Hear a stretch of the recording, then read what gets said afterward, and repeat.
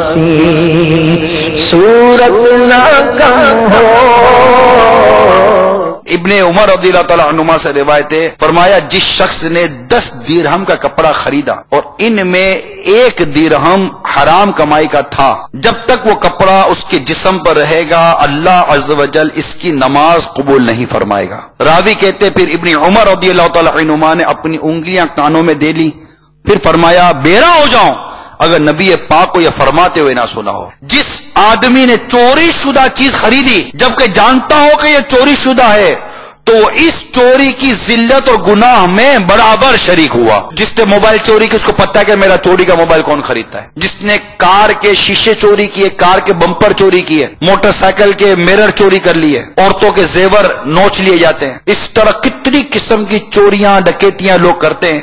ان سب کو پتا ہے کہ ہماری چوری کا ڈکیتی کے مال کو خریدنے والے دکاندار کون ہیں، اور وہ دکانداروں کو بھی پتا ہوتا ہے عموماً کہ یہ جو مال بیچنے کے لیے آیا ہے یہ بیچنے والا یہ چوری کا مال بیچنے کے لیے آیا ہے۔ پھر اس چوری کے مال کو آدھے داموں سے کم میں لے کر پھر اس کو تھوڑا سا صاف صفائی کر کے پھر اس کو فریش کر کے اور جناب نیو 0 میٹر کر کے اس کو بیچنے کی کوششیں کرتے ہیں۔ آخر یہ پیسہ حرام کا لے جا کر کریں گے کیا؟ کہ حدیث پاک میں جس نے گناہ کے ذریعے مال کمایا پھر اسے صلہ رحمی کی یا صدقہ کیا یا اسے خدا کی راہ میں خرچ کیا تو بروز قیامت اس تمام کو جمع کیا جائے گا اور اس شخص کے ساتھ ہی جہنم میں پھینک دیا جائے گا۔ اگر یہ حرام روزی سے اللہ کی راہ میں خرچ کرتا ہے تو قبول نہیں ہے، گھر والوں پہ خرچ کرتا ہے تو برکت نہیں ہے، اور اگر چھوڑ کر مرتا ہے تو یہ مال اس کے لیے عذاب نار کا سبب بن سکتا ہے۔ آج ہم کہتے ہیں نا برکت نہیں ہے۔ اس فرمان عبرت نشان میں غور و فکر کرو کہ نور کے پیکر تمام نبیوں کے سرور صلی اللہ تعالی علیہ وسلم کا فرمان حقیقت بنیاد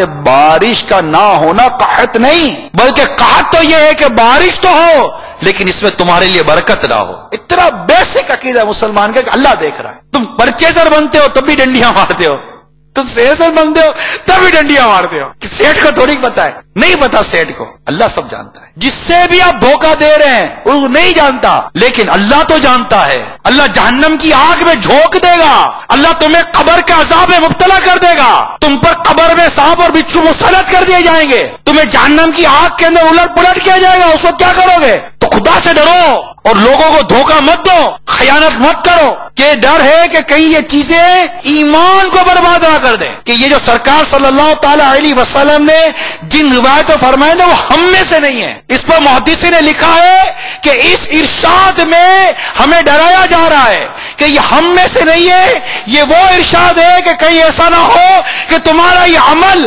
تمہارے ایمان کو برباد نہ کر دے۔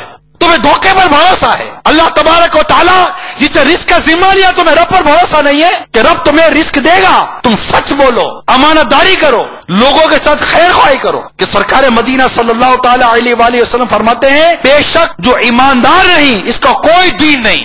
سرکار مدینہ صلی اللہ تعالی علیہ وسلم کا فرمان عالی شان ہے، اللہ عز و جل جس سے محبت کرتا ہے اس سے بھی دنیا عطا کرتا ہے اور جس سے محبت نہیں کرتا اسے بھی دیتا ہے، لیکن دین صرف اسی کو دیتا ہے جس سے محبت کرتا ہے۔ جس سے اللہ عز و جل نے دین عطا کیا، جس سے محبت کی، اور اس ذات کی قسم جس کے قبضے قدرت میری جان ہے، کوئی بندہ اس وقت مومن نہیں ہو سکتا جب تک کہ اس کا پڑوسی اس کے بواعق سے محفوظ نہ ہو جائے۔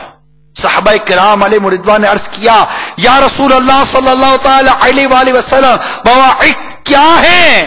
تو میرے آقا صلی اللہ تعالی علیہ وسلم نے ارشاد فرمایا اس کا دھوکہ اور ظلم۔ بڑی مشہور روایت ہے، مومن وہ ہے جس کی زبان اور ہاتھ سے دوسرا مسلمان محفوظ ہو۔ آج جو تم دھوکے دے کر، خیانتیں کر کر، ملاوٹیں کر کر مال بیچ رہے ہو، بتاؤ کہ تمہاری زبان اور تمہارے ہاتھ سے تمہارا مسلمان بھائی محفوظ رہا؟ پھر اس میں جھوٹ بھی بولتے ہو کہ نہیں یوں نہیں یوں ہے۔ حقوق اللہ، اللہ کے حقوق اور حقوق العباد دونوں کو تلف کیا۔ اللہ سے بھی معافی مانگنی ہے اور اس کے بندوں سے معافی مانگنی ہے کہ معافی کے دروازے کھلے لیکن توبہ کے تقاضے پورے کرنے پڑیں گے۔ اللہ تبارک و تعالیٰ کی بارگاہ میں عرض کرنا پڑے گا، اپنے جرموں کا اعتراف کرنا پڑے گا۔ میرے آقا کا صدقہ الہی میرا جذبہ کسی صورت نہ کم